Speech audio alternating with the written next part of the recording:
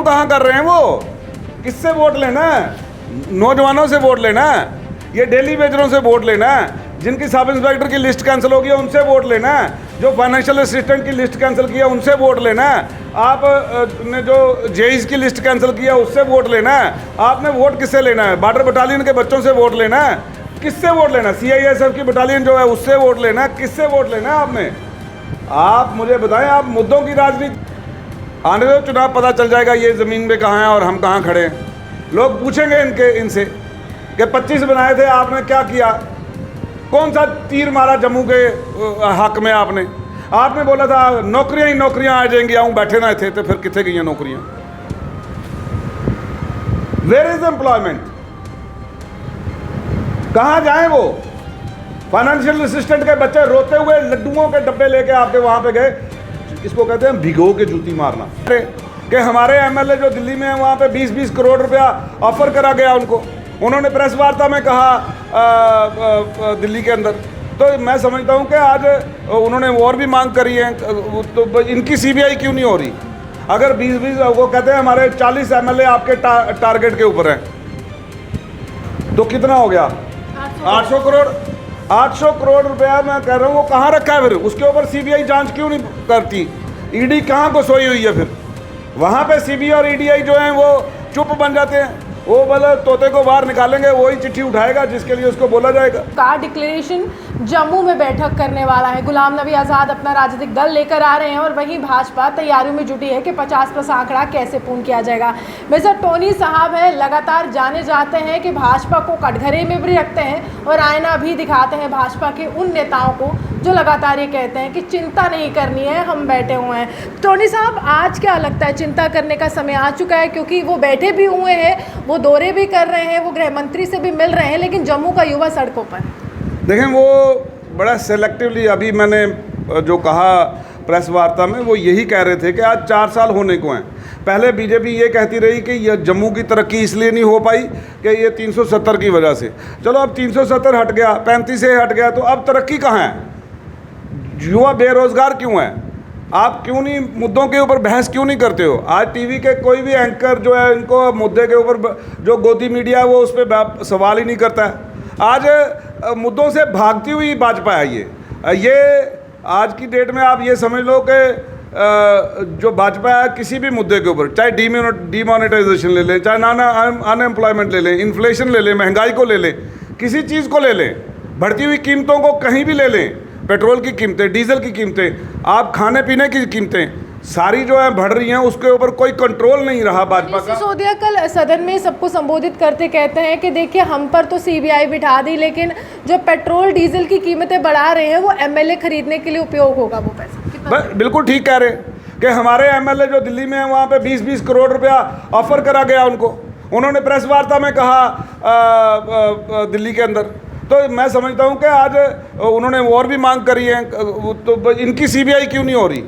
अगर 20-20 वो कहते हैं हमारे 40 एमएलए आपके टारगेट के ऊपर हैं, तो कितना हो गया?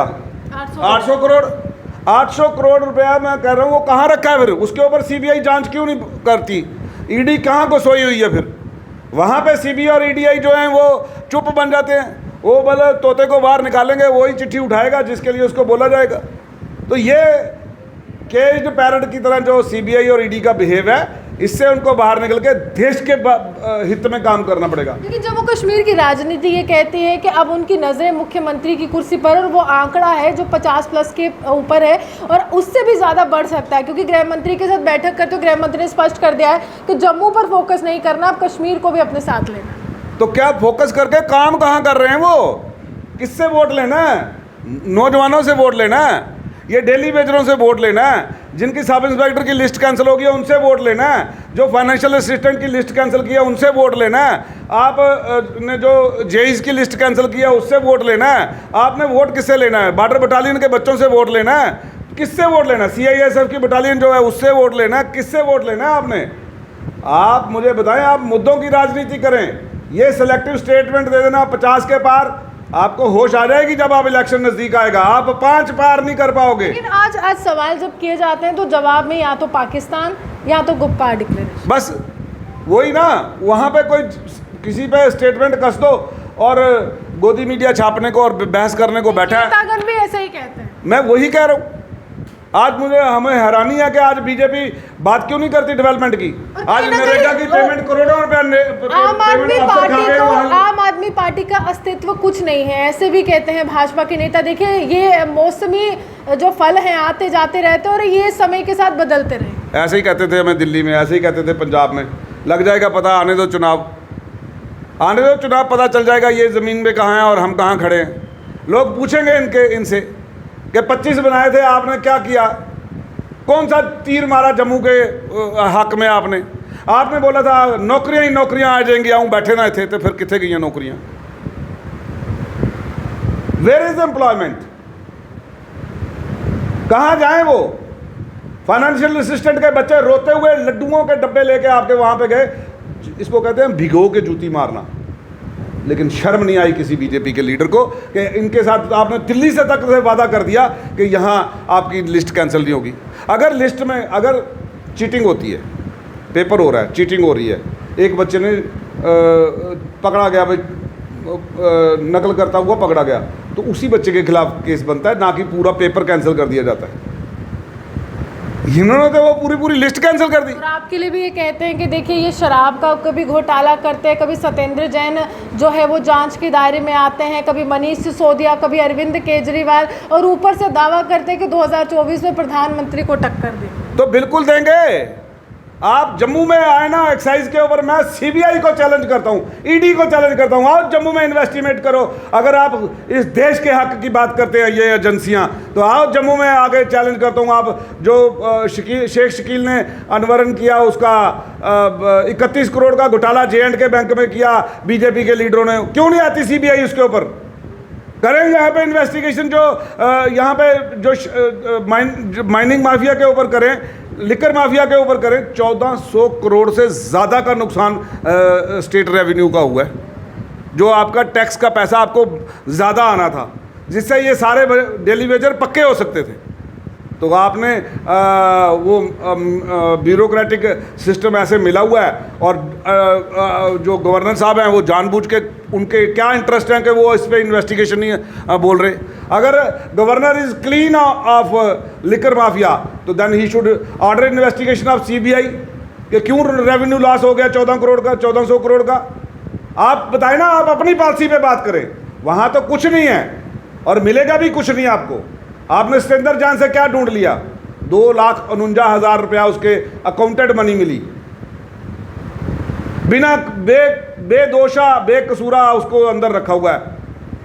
करें कोई चीज़ है, कोई और चीज़। तो आपने मनीष सिसोदिया पे कर लिया, वहाँ पे सीबीआई में लिखा है बीजेपी का कोई नेता कह रहा है 900 करोड़, 9,000 करोड़, कोई 8,000 करोड़, कोई कितने करोड़। तो वहाँ पे वो कह रहे हैं, देखिए सीबीआई की उसमें एफआईआर में क्या है कि सोर्सेज से कि it is a corruption of 1 crore, only 1 crore. Sources से कोई मतलब अथेंटिकेशन नहीं आ रही। सोर्सेज कह रहे हैं कि 1 करोड़ का घपला हुआ है, 1 करोड़ का। और बीजेपी का बयान क्या है टीवी के ऊपर? वो आप तो हज़ारों करोड़ का। मनीष सिसोदिया पर आती हूँ। मनीष सिसोदिया, वो समय याद होगा, न्यूयॉर्क टाइम्स में तस्वीरें, दिल्ली के स्कूल, मेलानिया ट्रंप खुद विजिट करने आई थी। लेकिन जब उस तरह की तस्वीरें न्यूयॉर्क टाइम्स में होती हैं, तो भाजपा के नेता कहते हैं कि इनको पैसे दिए गए हैं प्रचार करने के लिए। उसको कैसे? वो आपके गोदी मीडिया की तरह नहीं है New York times. They are non purchasable people. Bhajpa के नेता कहते हैं, मीडिया कर्मी नहीं कहते, भाजपा के नेता। मैं भाजपा को कह रहा हूँ, जैसे उनका गोदी मीडिया काम करता है वैसे न्यूयॉर्क टाइम्स से काम नहीं करता है। और दूसरी बड़ी बात, आपके देश के लिए कुछ अच्छा छपा है उसी मैगजीन के ऊपर, फ्रंट पेज के ऊपर, सीबीआई के जांच के दायरे, कोरोना काल हुआ था तो आपके तैरती हुई डेड बॉडीज का बताया गया था। उसी दिन सीबीआई की जांच की वो इसीलिए कि उस चीज़ को जो है इसका ये पूरे इंडिया में अनकैश ना कर सकें कि इन्होंने देखो कहाँ इनकी खबर छपी है। न्यूयॉर्क टाइम्स में दुनिया भर में चर्चा हो गया अच्छे स्कूलों का। अभी भगत सिंह एकेडमी खोली है, स्कूल खोला है दिल्ली के अंदर, जिसके अंदर अगर बच्चा आर्मी में, फोर्सेस में, किसी भी में जाना चाहता है तो उसको बचपन से ही वैसी ट्रेनिंग और पढ़ाई दी जाएगी। है किसी में दम ऐसा खोलने का? जम्मू कश्मीर में राह कितनी आसान है, क्या लगता है चुनावों में? अरे बड़े कम, हम कितनी सीटें? मैं कह रहा हूँ कंफर्टेबल मेजॉरिटी से सरकार बनाएंगे। अच्छा, डिलिमिटेशन का कुछ असर हुआ है? जिस तरह से सीटें रिजर्वेशन की बात की जा रही है, कुछ असर होगा? बीजेपी ने अपने मर्जी से विसात बिठाई है। जो रंजना देसाई जी आई थी यहाँ पर, उसने हमारे जम्मू के लोगों की पीठ पे छुरा घोंपा। उसने उनके जो भाजपा ने रिपोर्ट तैयार करी थी उसी पे दस्तखत करके और बाकी भी मेंबर्स के साथ मिलने तो सभी गए थे डेलीगेशन, लेकिन जितने लोग मिलने गए एक की बात नहीं सुनी गई। अच्छा, जो आपकी सीट थी या जहाँ से आप जाने जाते हैं, जिन लोगों की आप बात करते हैं, अब उस पर क्या सियासी समीकरण? उसको पहले तो इन्होंने ख़त्म कर दिया। हमने लगातार प्रोटेस्ट किया तो उसको इन्होंने बहाल कर दिया सुचेतगढ़ को। अब उनको नज़र आ रहा था यहाँ पे उनके लड़ेंगे सुचेतगढ़ से? नहीं, वो रिजर्व कर दी उसको, अब शेड्यूल कास्ट रिजर्व कर दी। अब हम चुनाव कहाँ से लड़ने वाले? अब तो हम जम्मू साउथ से तैयारी कर रहे हैं। और कितने वोटों की बरसात होने वाली है, और क्या आंकड़ा कुछ है? कुछ आपने निर्णय लिया है कि इस आंकड़े तक ये लक्ष्य और इसको छूना है? क्योंकि उनका 50+ है, आपका क्या है? देखें, हम फिर कह रहे हैं हम 50 से आगे जाएंगे। आप भी 50+? हम नहीं, हम 50 के बाद नहीं, हम 90 पे लड़ेंगे, हम 90 जीतेंगे। कश्मीर को जोड़ के ही 90 बनती हैं। हम 90 पे लड़ेंगे चुनाव।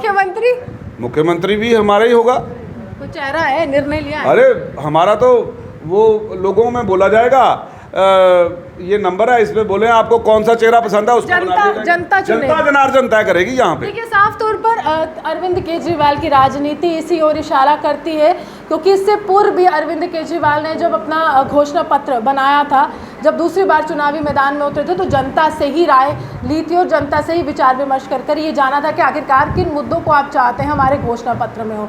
अब उसी तरह से सियासी समीकरण है और तस्वीर साफ है कि इनका कहना है कि इस तरह से मेहनत करेंगे, घर घर तक जाएंगे, लोगों के दरवाजे को खटखटाएंगे कि अरविंद केजरीवाल उनकी जहन में ऐसी छाप छोड़े कि अगला मुख्यमंत्री जम्मू कश्मीर में आम आदमी पार्टी का। टोनी साहब हमारे साथ थे और यही बताने की कोशिश कर रहे थे कि आखिरकार जम्मू कश्मीर में राजनीतिक विकल्प अब समय दर समय जो है वो बदलता रहा है और ये विकल्प जो है वो जम्मू कश्मीर की जनता के लिए अच्छा है। अभी हमारे से बने रहिए, देखते थे न्यूज़ ऑनलाइन।